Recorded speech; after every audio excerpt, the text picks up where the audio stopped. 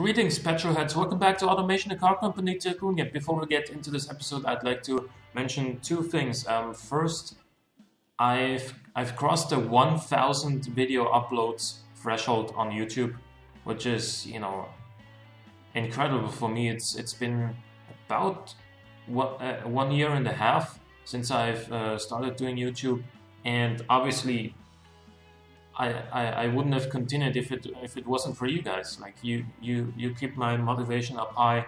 All the positive feedback I'm getting, the likes and everything. So thank you very much. And also the second thing was that I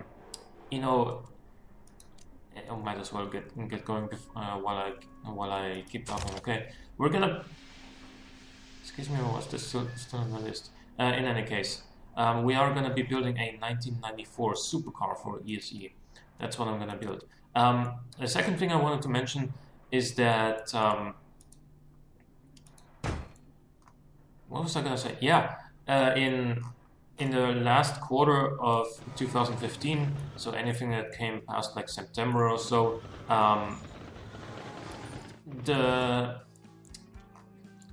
my subscriber count constantly stalled between 800 and 820. That was until the end of December or so. But January has been a really good month so far. We are now at 865, so we are slowly but surely approaching the 1,000 subscriber mark, and that'll be awesome. It may seem like a little bit of an ambitious goal, but I want to reach 5,000 subscribers this year, like by the end of 2016. Well, if I can't, then I'm not going to be sad about it either. But that is my goal, and you gotta have goals in life, right? So now with that said, let's make this thing from carbon fiber and give it double wishbones all around, because that's, I think, the most reasonable choice. For the body panels, I don't know if I want to go for carbon fiber or for fiberglass. The weight difference is not that big, so I'm gonna go with fiberglass, I think, to keep it a little bit on a cheaper side. Well, quote unquote cheap. But yeah. For now, what we're gonna do is worry about the design of this thing, and then later, of course, we need to put an engine. I'm still not quite decided on what engine I wanna give this thing.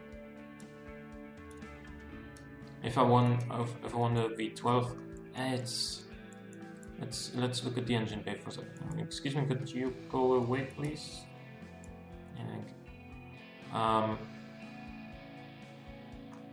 It's a decently sized engine bay. It's not a particularly long one, because you gotta consider that lengthwise it stops where the rear axle is, like right here. So you can't really fit a massive V12 in there, which is kind of sad. But we could also try and go for a smaller but high revving V12. I don't know. We'll see.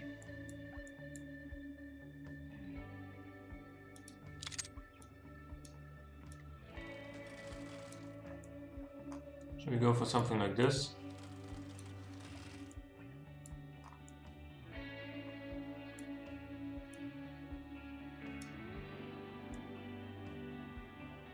No, that doesn't really look right.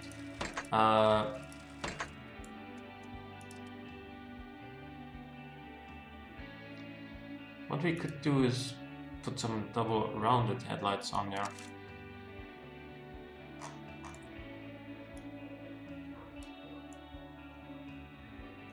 Or just some simple round ones like that.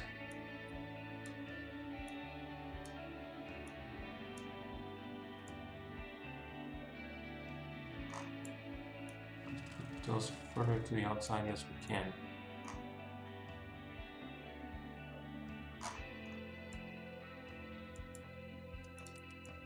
And then we can also put some indicators like right there. think that's enough for, you know, headlight measurements. This is a supercar. It's not about, you know, the greatest visibility in history. So, I mean, sure, if you're gonna be going fast, you probably wanna see the things, right?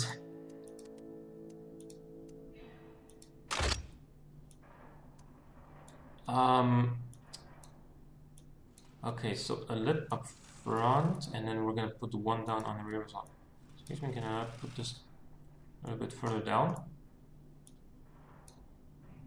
If I make it a little bit thinner.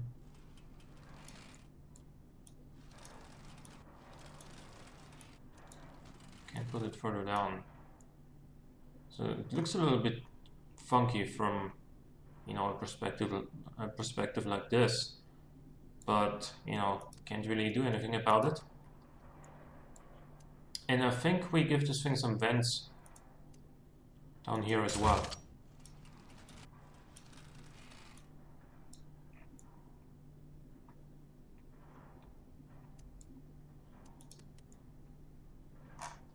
Now I don't really know yet if I wanna build this car to compete with, say, a Ferrari 355, or if I wanna build something that'll, you know, compete with, say, a Jaguar XJ220 and a McLaren F1 or something.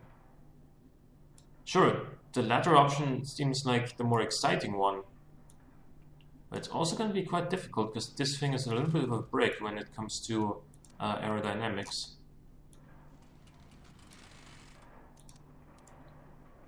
Also, we're not really getting much cooling out of this so far, which kind of sucks.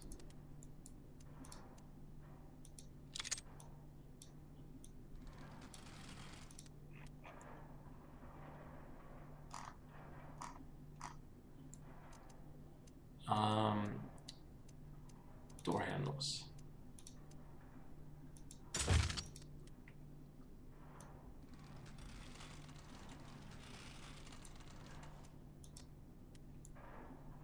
We are gonna need some vents on the side somewhere. We could either put some down here or up here, some sort of stripes or whatever you want to call them.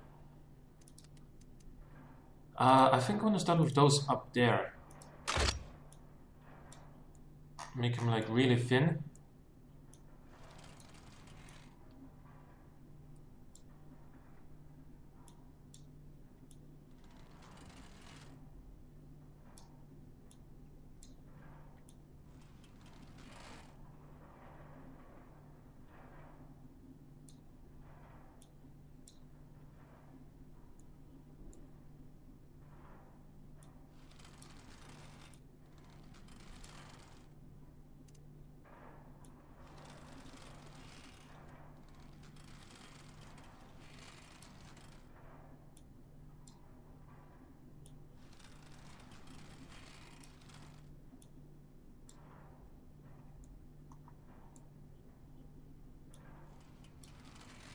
We're still only at 208 kilojoules per second, so I mean, yeah, we are gonna fit some more of these things here, but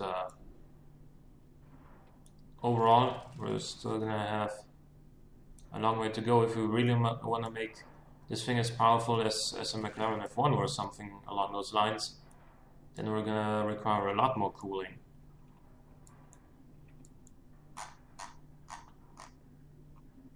And now this one is substantially longer than that one. Need to stretch this out a little bit more. Haven't really been that precise about this.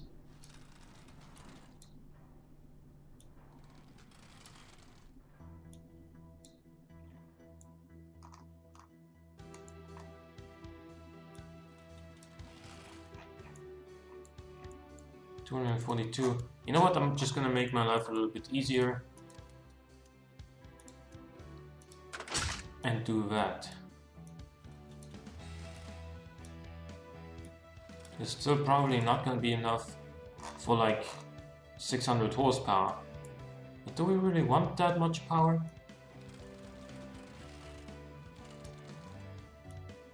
Or should we just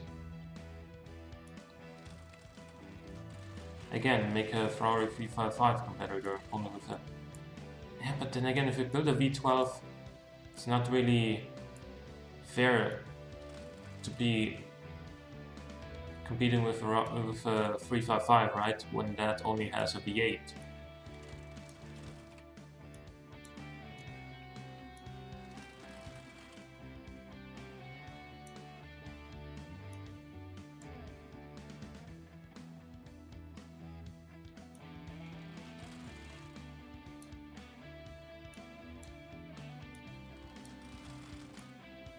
Maybe we also go with a V8.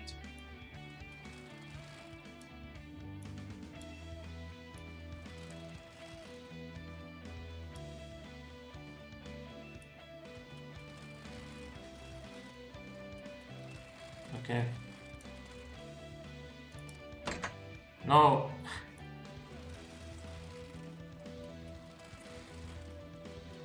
Okay, wait. You can now make this a little bit shorter.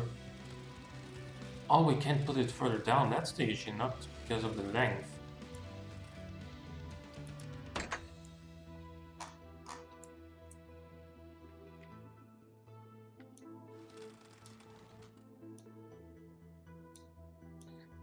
I'm gonna make this a little bit shorter for just a sec, taller for just a second.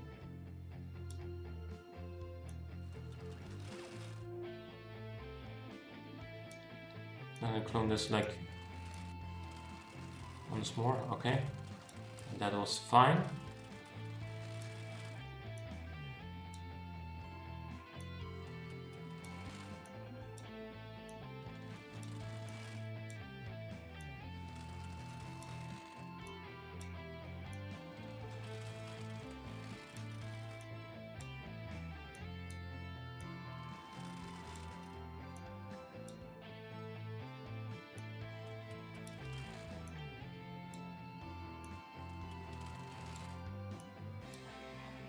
Alright.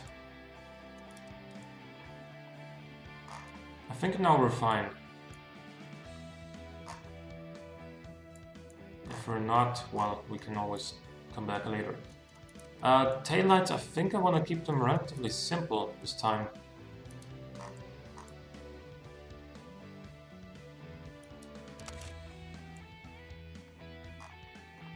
I think I'm just gonna go with a dual red taillight setup.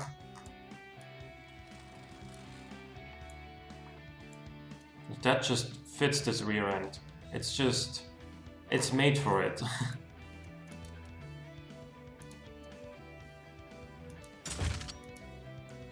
And then we have particular grille that I only recently downloaded. It's been in the workshop for a while, but this one, which I think might suit this rear end quite well too. So now we're also going to put down a lip.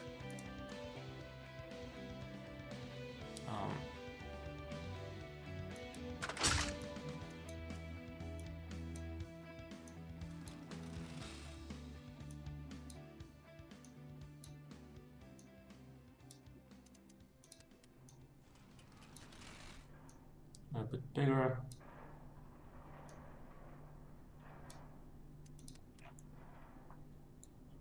And then 2 exhausts. Well, technically 4 exhaust pipes. That's okay.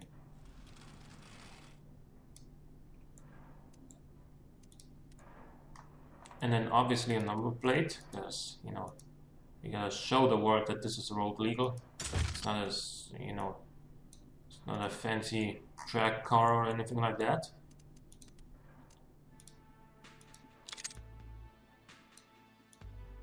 And some braking lights in here. Apparently this, the mesh of this grill, the mesh of this grill is what I wanted to say. The mesh of this grill sort of eats the structure of the taillights a little bit. Alright, so it is going to be rear-wheel drive, so much is for sure. Color, I think is gonna be green. Something along the lines of this.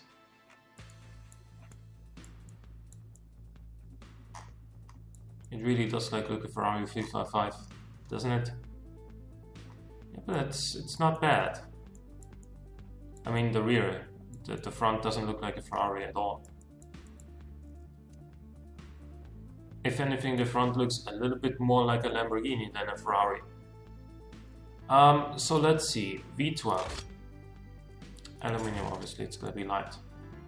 How small do we have to go? Really small, okay.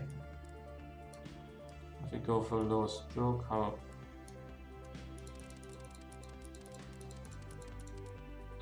Okay. Yeah, I don't think that's gonna happen. So, I think for the first time we're gonna go with a crossplane V8 because you got to consider one thing, and that is that so far ESE has only been building crossplane V8, and developing a flatplane V8 would involve a lot of research first, and that's going to cost a lot of money. You could even try and use the V8 that we already have and you know, retune it significantly. That might be an option, or we develop something new. That's equally possible. So we're gonna clone this one.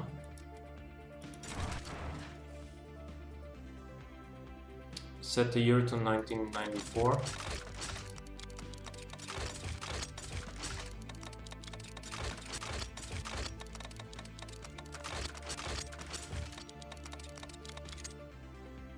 Okay, and I think we max up the bore, which is up to 4.8 liters. We want lightweight forged pistons because we want to rev the shit out of this thing, if we can. That's valve flow. That's okay. We're gonna change the cam profile anyway.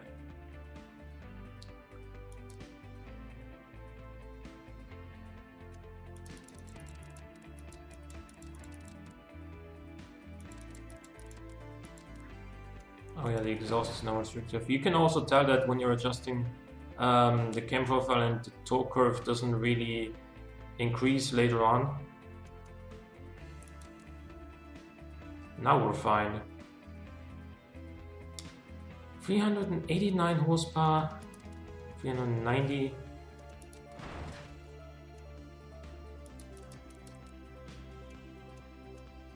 Excuse me, that doesn't help.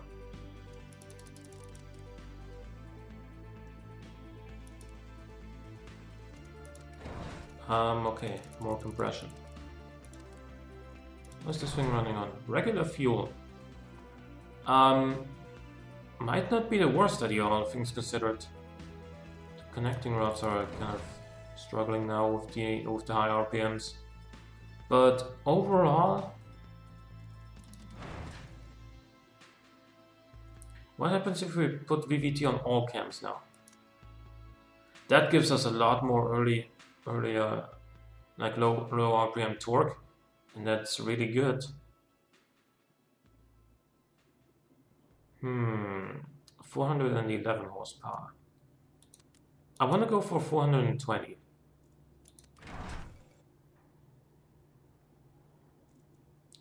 Remove the second muffler.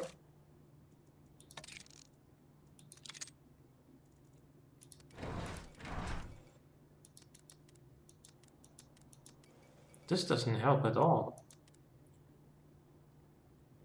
It does mean that we're making a peak torque earlier now.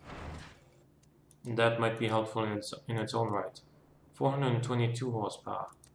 Now what if we... now it increases the amount of power? 420. Peak torque is really late though, at 6200 RPM when the rev limit is only 7500. But I guess we're gonna make do with that. We're gonna have to live with it for now. However, this being a supercar, we can afford to throw a little bit of quality into some sections. For example, the fuel system. Or the bottom end, which already has some quality. Let's put some more in there. +5 here, +5 there. Oh my god, these 2 extra points gave us 9 extra horsepower. Yeah. That's great. 440 maybe is more of an adequate number. 442, 445. Might as well go to 450, right? There we go. Yeah, baby. What about the rev limit? Yellow is still okay. Once it starts going orange and you know, deep orange and then red, then it's kind of problematic. I think we're gonna keep it at 7,800 RPM, which is fairly high. So we are gonna give this thing a 5-speed manual gearbox. Top speed is, well, it should be over 300 kilometers an hour. I would be disappointed if it weren't.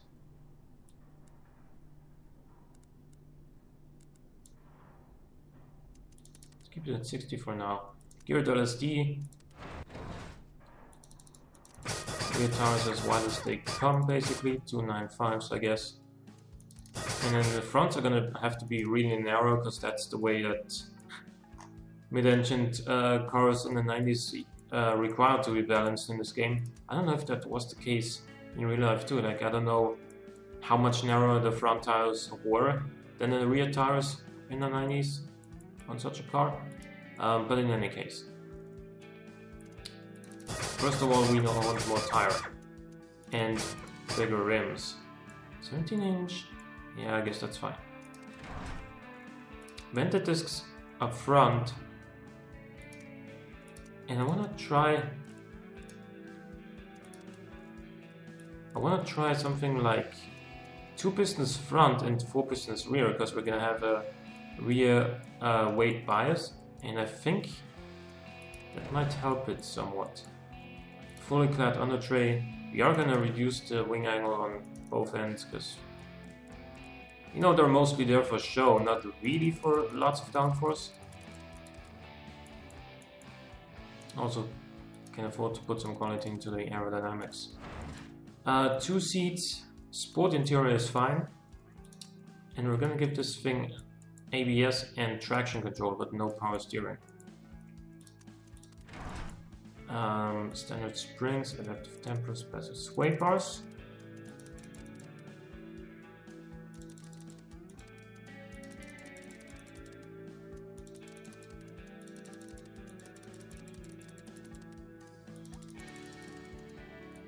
And then the right side is more down here. Okay.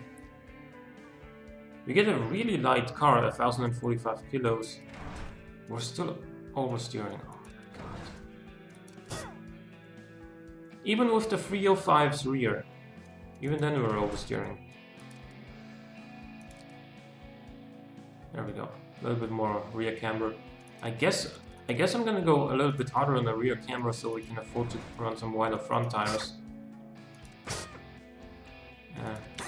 225s is about as high as it's gonna get, apparently. So, brake size. Brake size is one thing where you can gain or lose a lot of drivability.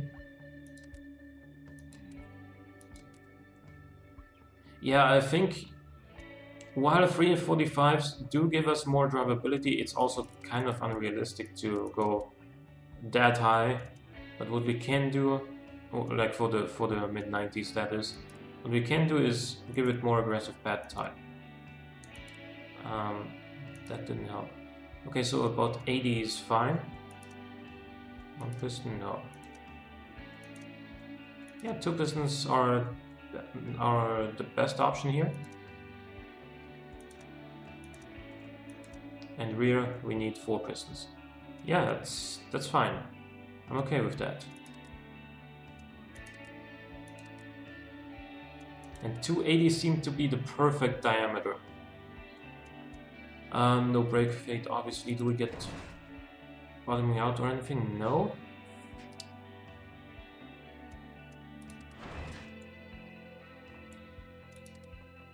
Three and a half seconds from 0 to 100. I guess this car is somewhere in between, say, a Ferrari 355 and, you know, the hypercars of that era. I want to make this thing reach at least 300 kilometers an hour, and for that I'm going to put some quality into the gearbox. Shame there's no 6-speed yet. 299.8, oh come on. There we go, 300.6.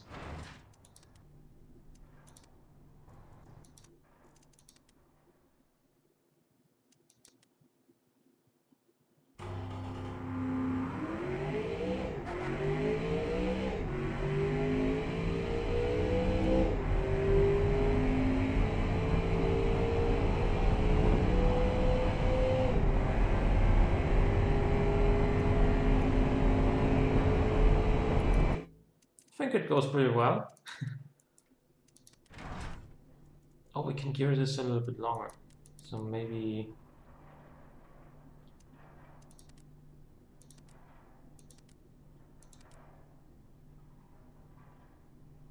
Well, what if we do that? That'll make it so we reach 100 kilometers an hour in 3.4 seconds rather than 3.5. And it'll give us a little bit more drivability but less sportiness. Also, you know, 0.01 liters per 100 kilometers less fuel consumption. I mean, it's absolutely meaningless.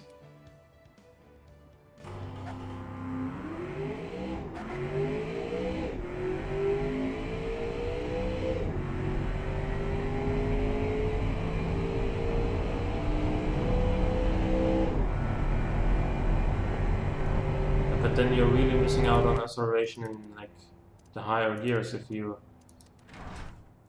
do it this way. What the? Let me see. Oh, that was the wrong slider. I think that's where we are. What if we do like that?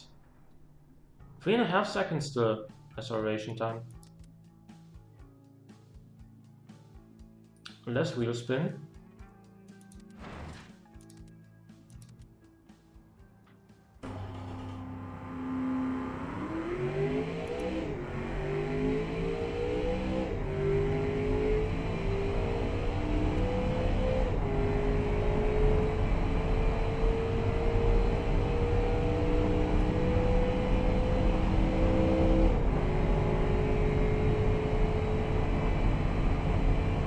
Yeah, and acceleration in the higher gears is definitely better now. So overall, the overall time here is faster than before. Let's see what we can do around or down the quarter mile.